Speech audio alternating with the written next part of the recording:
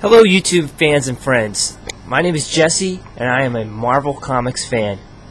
Today I'd like to talk about a certain event in Marvel Comics history. This crossover event is known as Civil War. Okay, and if you don't know about Civil War represents a series of stories that go together. They started being written in 2007 and they focused on the government trying to initiate a program where superheroes have to register their identity and their powers. In other words, superheroes become licensed agents working for the government to protect the people, and therefore all of their information, all of their private information like their name, address, all that stuff becomes public knowledge. So the registration came about because there was a tragic event where several superheroes failed to properly save people, rescue people. It was basically a tragedy. Okay? So the government goes and proposes a plan. In steps Tony Stark. Tony Stark comes in and says, well, why don't you guys do it this way? How about we make a program where there'll be certain superheroes in each area that the government has supervision over, and we'll initiate a series of training programs to teach them the proper ways to save lives and rescue people.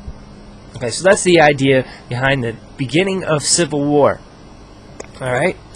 So, Iron Man is the supporter and in favor of this Superhero Registration Act. Here comes Captain America, and he has a problem with that. He doesn't like it because it intrudes on the privacy of superheroes. Their personal identities become public knowledge.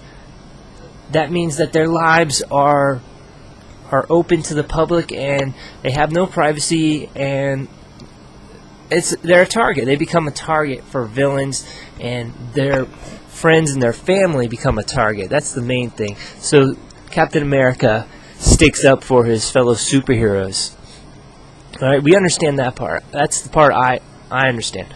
But what I really don't get is why Captain America is so much in support of the superheroes and Tony Stark is so much in support of the government and sort of like in support of the people.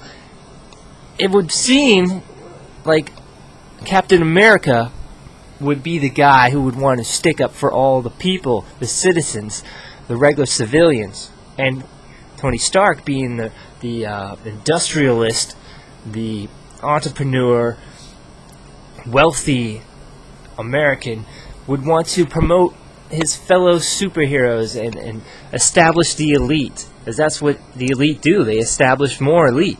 They make themselves more elite and surround themselves with elite. Whereas Captain America is a man for the people, for America, and for the defense and the protection of the innocents.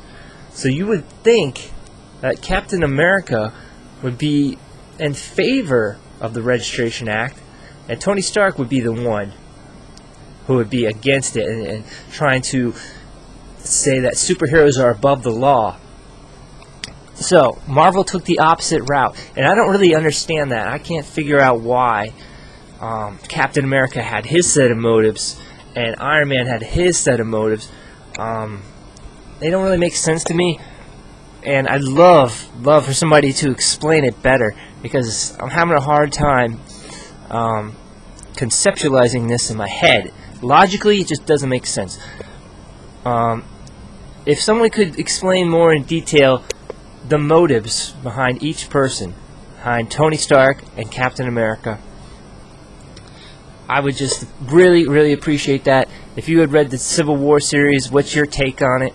Another thing, at what point and what actually made Spider-Man change his mind from pro-registration to anti-registration? He had already gone through with the unmasking, and then he decided to change his mind about the whole Registration Act, saying, well, this isn't right. It's because he saw the negative prison that Mr. Fantastic had created, the negative prison that was keeping all these superheroes prisoner. But why would that change his mind? I don't understand.